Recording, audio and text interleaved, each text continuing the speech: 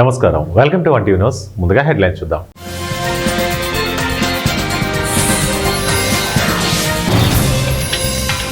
Russia ఒక paper tiger, వారి విమానాలు నాటోలోకి వస్తే కూల్చేస్తాం, ట్రంప్ ప్రకటన.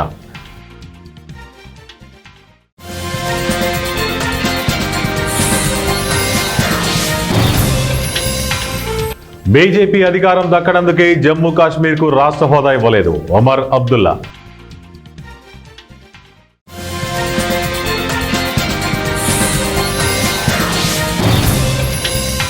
వికసిత భారత్కు ఇంధన భద్రత కీలకం, కేంద్ర మంత్రి కిషన్ రెడ్డి.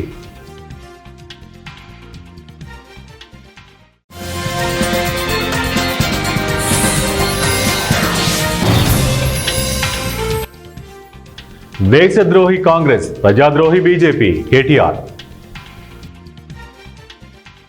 బొగ్గు గనులు, పునరుత్పాదక శక్తి, ఖనిజ రంగాల్లో కేంద్ర ప్రభుత్వం తీసుకుంటున్న అనేక చర్యల ఫలితంగా భారత్ అంతర్జాతీయ ఇంధన రంగంలో కీలక పాత్ర పోషిస్తోందని కేంద్ర బొగ్గు గనుల మంత్రి కిషన్ రెడ్డి అన్నారు. బుధవారం ఎకనామిక్ టైమ్స్ ఎనర్జీ లీడర్షిప్ సదస్సులో కేంద్ర మంత్రి కిషన్ రెడ్డి మాట్లాడారు. దేశంలో గతంలో పోల్చుకుంటే ప్రస్తుతం ఇంధన ఎనర్జీ రంగంలో సరికొత్త ఆవిష్కరణలతో అద్భుతమైన అవకాశాలు అందిపుచ్చుకోవచ్చని అభిప్రాయపడ్డారు. 2047 నాటికి వికసిత భారత్ సాధించేందుకు ఇంధన భద్రత, పర్యావరణ సుస్థిరత రెండు స్తంభాలు లాంటివని, వీటిని సాధించేందుకు తమ మంత్రిత్వ శాఖ అంకిత భావంతో పనిచేస్తోందన్నారు. కేంద్రంలోని అధికార బీజేపీపై జమ్మూ కాశ్మీర్ ముఖ్యమంత్రి ఒమర్ అబ్దుల్లా మరోసారి తీవ్ర విమర్శలు గుప్పించారు. జమ్మూ కాశ్మీర్కు తిరిగి రాష్ట్ర హోదా ఇవ్వకపోవడంపై ఆయన మండిపడ్డారు. జమ్మూ కాశ్మీర్లో బీజేపీ అధికారం కోల్పోయిందని, అందుకే రాష్ట్ర హోదా ఇవ్వలేదని ఆరోపించారు. జమ్మూ కాశ్మీర్కు రాష్ట్ర హోదా కల్పించడంలో జాప్యం చేయడం అంటే అది అక్కడి ప్రజలకు అన్యాయం చేయడమేనని వ్యాఖ్యానించారు. దేశద్రోహి కాంగ్రెస్, ప్రజాద్రోహి బీజేపీ. రాష్ట్రంలో కాంగ్రెస్ ప్రభుత్వం రైతులను నిలువులా మోసం చేస్తుంటే కేంద్రంలోని బీజేపీ సర్కార్ సామాన్యుడి నడ్డి విరుస్తోంది. యూరియా కోసం రోడ్డెక్కిన రైతులపై థర్డ్ డిగ్రీ ప్రయోగించడం రేవంత్ రెడ్డి సిగ్గుమాలిన పనితనానికి నిదర్శనమని బీఆర్ఎస్ వర్కింగ్ ప్రెసిడెంట్ కేటీఆర్ అన్నారు. బుధవారం కరీంనగర్కు చెందిన డాక్టర్ దంపతులు ఒంటెల రోహిత్ రెడ్డి, గోగుల గౌతమి రెడ్డిలు కేటీఆర్ సమక్షంలో టీఆర్ఎస్ లో చేరారు. ఈ సందర్భంగా తెలంగాణ భవన్లో ఏర్పాటు చేసిన సమావేశంలో కేటీఆర్ మాట్లాడారు. జీఎస్టీ పేరుతో 8 ఏళ్లుగా ప్రజల నుంచి 15 లక్షల కోట్లు దోచుకున్న ప్రధాని మోదీ ఇప్పుడు బీహార్ ఎన్నికల కోసం జీఎస్టీ స్లాబులు తగ్గించి పండుగ చేసుకోవాలనడం హాస్యాస్పదమని విమర్శించారు. నాటో గగనతలంలోకి రష్యా విమానాలు ప్రవేశించినట్లయితే వాటిని కూల్చేస్తామని అమెరికా అధ్యక్షుడు డొనాల్డ్ ట్రంప్ హెచ్చరించారు. మంగళవారం రాత్రి ఆయనను ఉక్రెయిన్ అధ్యక్షుడు జెలెన్స్కీ కలిశారు. రష్యా ఆక్రమించిన ఉక్రెయిన్ భూభాగాన్ని ఉక్రెయిన్ తిరిగి చేజెక్కించుకుంటుందన్న ఆశాభావాన్ని ఆయన సామాజిక మాధ్యమం ట్రూత్ సోషల్లో వెల్లడించారు. తెలంగాణ రాష్ట్రంలో ఇంటర్ చదవడంతో తమను నాన్ లోకల్గా పరిగణించడం వల్ల తీవ్రంగా నష్టపోయామని విద్యార్థులు ఆవేదన వ్యక్తం చేశారు. కర్నూలు కలెక్టర్ కార్యాలయం ముందు విద్యార్థులు, వారి తల్లిదండ్రులు జీవో నెంబర్ 81, 82కు వ్యతిరేకంగా నినాదాలు చేశారు. 1వ తరగతి నుంచి 10వ తరగతి వరకు ఆంధ్రప్రదేశ్ రాష్ట్రంలో చదివి తదుపరి విద్య కోసం ఉమ్మడి రాజధాని అయిన తెలంగాణ రాష్ట్రం హైదరాబాద్లో ఇంటర్ చదివితే తమను తెలంగాణ మరియు ఆంధ్రప్రదేశ్ రాష్ట్రాల్లో నాన్ లోకల్గా పరిగణలోకి తీసుకున్నారని విద్యార్థులు తెలిపారు. తమకు నీటి పరీక్షలో మంచి ర్యాంకు వచ్చి సీట్లు సాధించిన నాన్ లోకల్ కాబట్టి సీటు రావడం లేదన్నారు. తమకన్నా తక్కువ మార్కులు వచ్చిన విద్యార్థులకు సీట్లు ఇచ్చారని బాధిత విద్యార్థులు వాపోయారు. తమను ఆంధ్రప్రదేశ్, తెలంగాణ ఇరు రాష్ట్రాల్లో నాన్ లోకల్గా పరిగణలోకి తీసుకున్నారని, దీంతో ఏ రాష్ట్రానికి చెందిన వారిమో అధికారులు చెప్పాలని వారు ప్రశ్నించారు. మేము అందరం కూడా చిన్నప్పటి నుంచి పుట్టింది పెరిగింది 1th to 10th క్లాస్ మేము ఆంధ్రాలోనే పుట్టాము, పెరిగాము, చదువుకున్నాం కూడా. జస్ట్ ఇంటర్ మాత్రమే బెటర్ చదువుల కోసం అని చెప్పేసి కామన్ క్యాపిటల్గా ఉన్న టైంలో తెలంగాణ, ఆంధ్ర, మేము హైదరాబాద్కి, తెలంగాణకు వెళ్ళి చదవడం జరిగింది. జస్ట్ ఇంటర్ మాత్రమే. అలాంటి టైంలో మాకు జీవో గురించి తెలియదు. మా రిజల్ట్ వచ్చి మేము చాలా హార్డ్ వర్క్ చేసి నీట్ రిజల్ట్ వచ్చిన తర్వాత సీట్ వస్తుంది అని ఆనందం టైంలో మాకు ఇలా జీవో 25 అనే రూల్ సడన్గా పెట్టి మాకు 80, 81, 82 అనే రూల్ సడన్గా పెట్టి మాకంటే తక్కువ వాళ్ళకి సీట్ వచ్చింది. కానీ మేము జస్ట్ నాన్ లోకల్ అనే స్టేటస్ మాకు ఇవ్వడం జరిగింది. దానివల్ల మేము ఇంత కష్టపడి 2 ఏళ్ళు కష్టపడిన మా కష్టం, మా అమ్మ నాన్న కష్టం, ఎంతో కష్టపడి అన్ని లక్షలు పెట్టి చదివించి మొత్తం వేస్తే ఇప్పుడు మా ఇంత బాధను మీకు చెప్పాలనే వచ్చినాం ఇక్కడ. ఈ జస్ట్ 2 ఇయర్స్ మేము బయట చదవడం వల్ల మేము నాన్ లోకల్ అయితే ఇండియాలో మేము ఎక్కడ లోకల్ అవుతాము. మరి మేము ఎక్కడ లోకల్ ఉండాలి, ఇండియాలో ఉండాలా ఉండద్దా మీరే చెప్పాలి మాకు. ఇక్కడ ఉన్న వాళ్ళందరికీ 80,000 90,000 అంత మంచి ర్యాంకులు వచ్చి కూడా సీట్ రాకుండా పోవడం చాలా అన్యాయం. నీట్ సీట్ ఎంత ఖరీదైందో ఎంత విలువైందో మీ అందరికీ తెలిసిందే. మరి అలాంటిది మాకు ఇంత అన్యాయం జరుగుతున్నప్పుడు ఎందుకు అందరూ సైలెంట్గా ఉన్నారు? ఎందుకు ముఖ్యమంత్రి వారు ఎవరు చెప్తలేరు, ఎవరు వస్తలేరు ముందరికి? ఇంత కష్టం పడుతున్నాం మేము. సో మేము చంద్రబాబు నాయుడు గారిని, లోకేష్ గారిని, పవన్ కళ్యాణ్ గారిని మా సమస్యను చూసి పరిష్కరించాల్సిందిగా చాలా కోరుకుంటున్నాము. సో ఈ రూల్ కొంచెం మేము ఈ రూల్కి అగైనెస్ట్గా అయితే లేము, కానీ ఇది కొన్ని ఇయర్స్ వరకు మీరు వాయిదా వేయడం చాలా మంచిదని మా ఒపీనియన్. మా భవిష్యత్తు మొత్తం అంతా మీ చేతుల్లోనే ఉంది. మా కోసం, పిల్లల కోసం మీరే ఏదన్నా చేయాలని చెప్పి కోరుకుంటున్నాము. ఏంటంటే మేమందరం కూడా ఆంధ్రప్రదేశ్ వాళ్ళమండి. మా పిల్లలు కూడా ఆంధ్రప్రదేశ్కు సంబంధించిన వాళ్ళు. 1 to 10th క్లాస్ ఆంధ్రప్రదేశ్లోనే చదివారు. సో కామన్ క్యాపిటల్గా ఉన్న హైదరాబాద్ ఏదైతే చంద్రబాబు నాయుడు గారు డెవలప్ చేశారో అలాంటిది మా రాయలసీమకు దగ్గరగా, ట్రాన్స్పోర్టేషన్కి అన్నిటికీ దగ్గరగా ఉండడం వలన మేము మా పిల్లలను హైదరాబాద్లో చదివించామండి. సో కామన్ క్యాపిటల్గా ఉన్నప్పుడే చదివించాము, అయిపోయింది. ఇప్పుడు నీట్లో మా బాబుకి 494 మార్క్స్ వచ్చాయి. ఆల్ ఇండియా ర్యాంకు 59,000 వచ్చింది. సో మాది జనరల్ కేటగిరీ సార్, ఎస్వియు రీజన్లో 482కి అంటే 73,000కి కట్ ఆఫ్ వచ్చింది. కానీ మా బాబుకి 59,000 ఉంది. సో దీనికి 59,000 ఉన్న మా బాబుకి సీటు డినే చేయడం జరిగింది. ఎందుకు అంటే నాన్ లోకల్ స్టేటస్ ఇచ్చారు కాబట్టి. నాన్ లోకల్ స్టేటస్ ఎందుకు?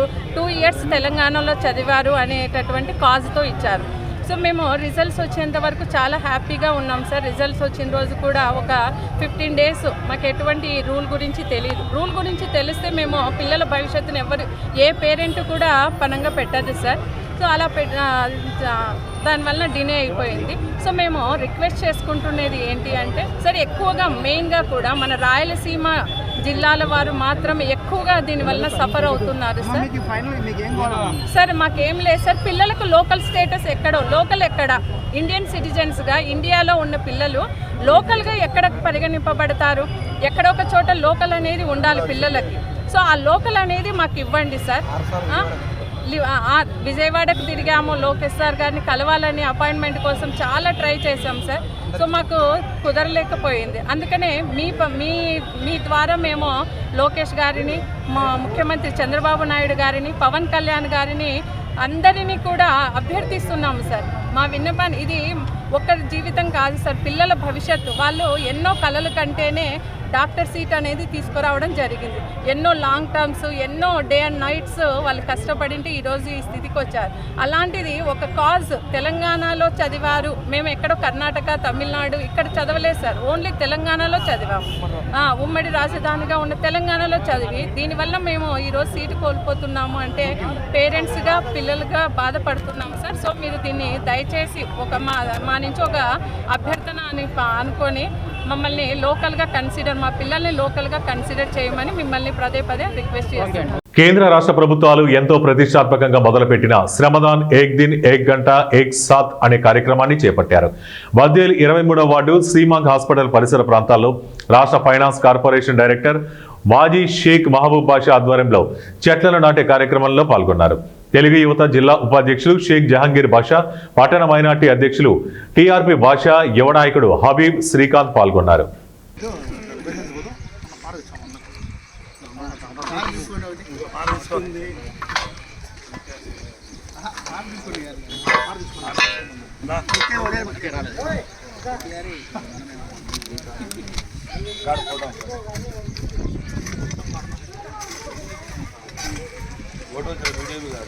वीडियो कर दो अच्छा वीडियो निकालना यार म्युनिसिपालिटी అంత వీక్ ఉంది పార కూడా అంత వీక్ ఉంది అలా చేయొచ్చు అన్న ఒక్కసారి ఇటు చూడు ఒక్కసారి నాన్న పారదా అట్టే కాదు కెమెరా తీసుకో పారి అన్న ఒక్కసారి ఇటు చూడు అన్న పారదారు అట్ట కాదు ఇది స్టైల్ ఉంటుంది ఎవరైనా ఫోటో చూడకుంటే సర్లే నేచురల్ గానే ఉన్నాయి ఫోటో కోసం ఉన్నది కాకుండా నేచురల్ అదే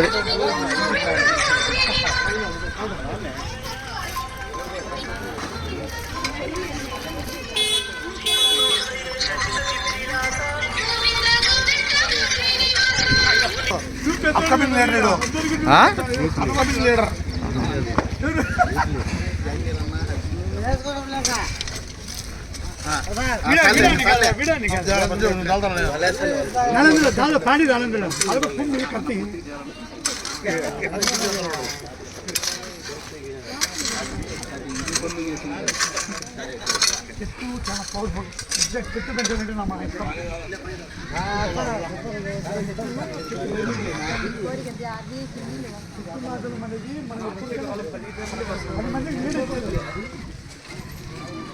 కడప జిల్లా బద్వేలు పట్టణంలో దసరా సెలవులు ఇవ్వకుండా ప్రైవేటు తరగతులు నిర్వహిస్తున్న పాఠశాలలపై చర్యలు తీసుకోవాలని భారత ప్రజాతంత్ర యువజన సమాఖ్య డివైఎఫ్ఐ కడప జిల్లా అధ్యక్షులు ముడియం చిన్ని డిమాండ్ చేశారు.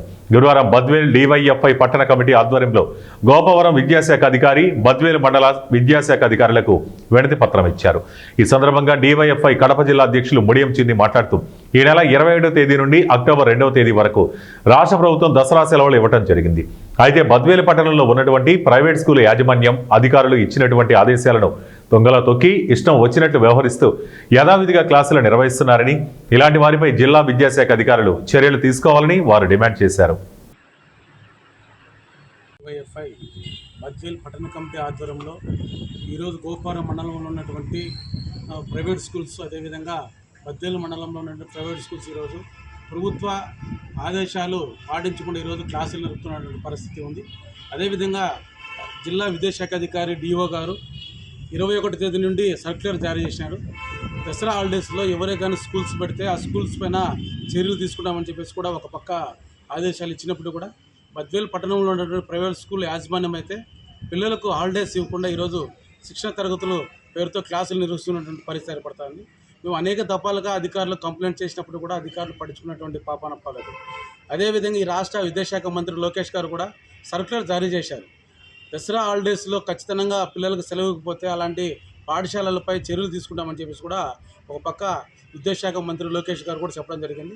జిల్లా అధికారులు చెప్తున్నారు, ఎంబీఓ గారులు కూడా ప్రైవేట్ విద్యా సంస్థలకు కూడా చెప్తున్నప్పుడు కూడా వారిపైన మాటలు వాళ్ళు లెక్క చేయకుండా పరిస్థితి ఏర్పడుతుంది.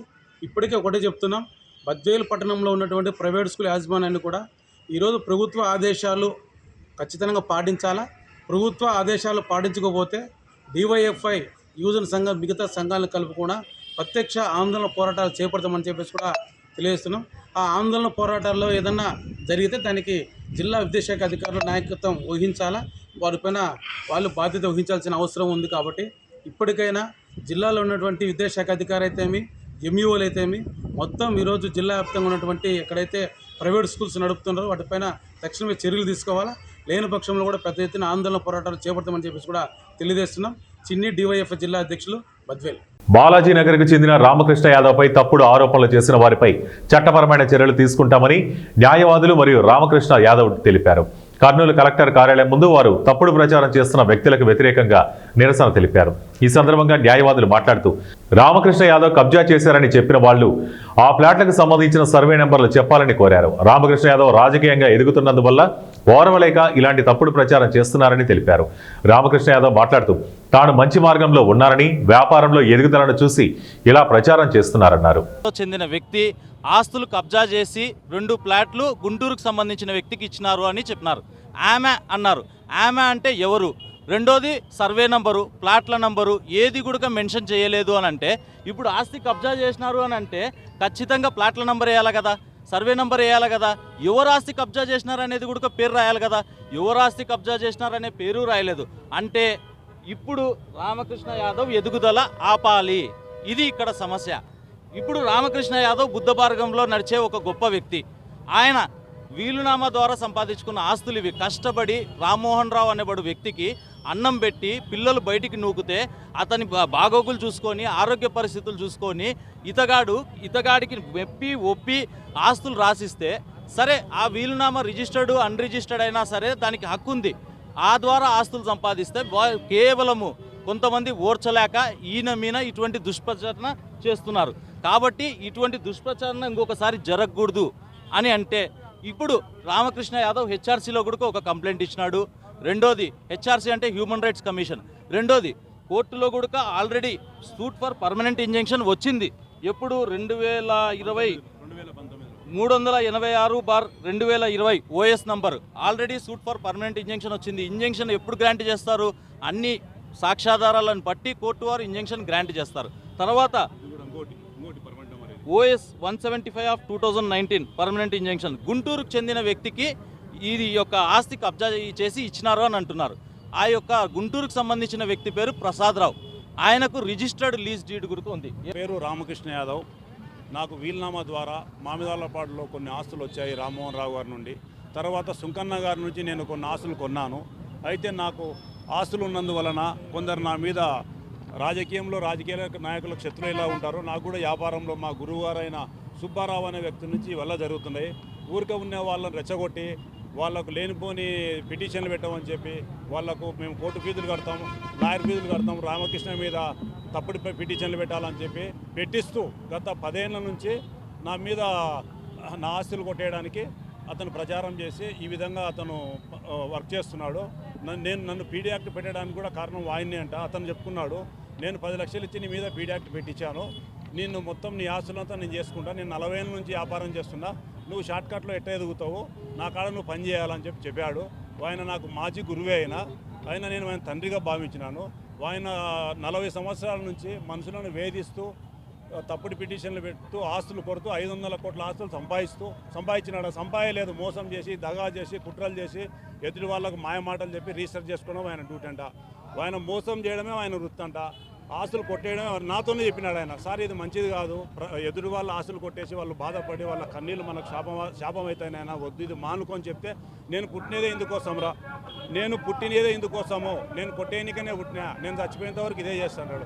ఒకప్పుడు 2014వ తారీఖున 2014 సంవత్సరంలో వాళ్ళ కొడుకైన సుదర్శన్ గారు మా నాన్న దొంగ దోపిడిదారు, నేను హైదరాబాద్ పోతున్నా అని చెప్పాడు. హైదరాబాద్ పోయినాడు పాపం ఆయన. కాకపోతే తండ్రి క్రమశిక్షణ తప్పినాడు, కొడుకు ఇక్కడ క్రమశిక్షణలో ఉన్నాడు. దయచేసి సుబ్బారావు మనసు మారి ఎవరు ఆశలు అయితే కొట్టేసినాడో అయినా వాళ్ళకి ఇప్పించే దిశలో నేను చట్టపరంగా నేను పోరాటం చేస్తున్నాను. ప్రకాశం జిల్లా బేసవారిపేట మండలం ప్రాథమిక ఆరోగ్య కేంద్రంలో స్వస్థ నారీ స్వశక్త పరివార్ అభియాన్ కార్యక్రమం నిర్వహించారు. ఈ కార్యక్రమంలో పలువురు అధికారులు, ప్రజాప్రతినిధులు ముఖ్య అతిథిగా పాల్గొన్నారు. ప్రాథమిక ఆరోగ్య కేంద్రంలో డాక్టర్ టి కావ్య ఆధ్వర్యంలో నిర్వహించిన ఈ కార్యక్రమంలో Besavaripeta TDP MPP Osura Reddy, MRO Jitendra, CDPO Salomi, వైద్యాధికారులు డాక్టర్ షర్మిళ, స్త్రీ వ్యాధి నిపుణులు డాక్టర్ వంశీకృష్ణ, ఈఎన్టీ పాల్గొని ప్రతిజ్ఞ చేశారు. అనంతరం వచ్చిన రోగులను పరీక్షించి తగిన మందులు ఉచితంగా పంపిణీ చేశారు.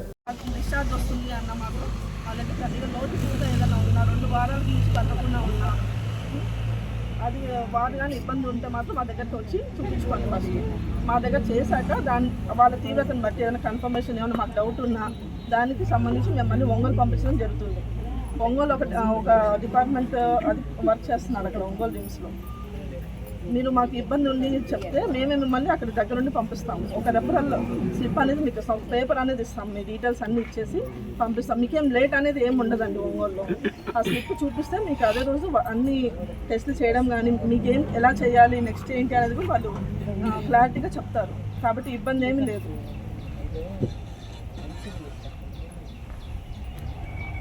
ఓకే అమ్మ. వార్తలు ముగించే ముందు ముఖ్యాంశాలు మరోసారి.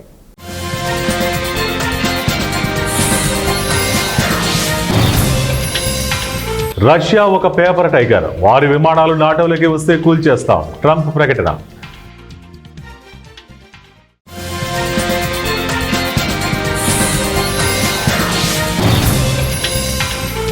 బీజేపీ అధికారం దక్కడందుకే జమ్మూ కాశ్మీర్కు రాష్ట్ర హోదా ఇవ్వలేదు, ఒమర్ అబ్దుల్లా.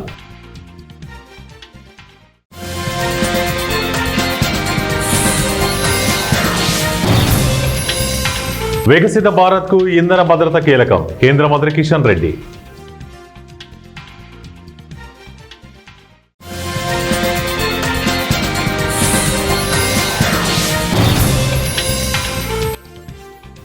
దేశద్రోహి కాంగ్రెస్, ప్రజాద్రోహి బీజేపీ, కేటీఆర్. ఇవి ఇప్పటివరకు బులెటిన్ అప్డేట్స్. మరిన్ని అప్డేట్స్ కోసం చూస్తూనే ఉండండి 1 టీవీ న్యూస్.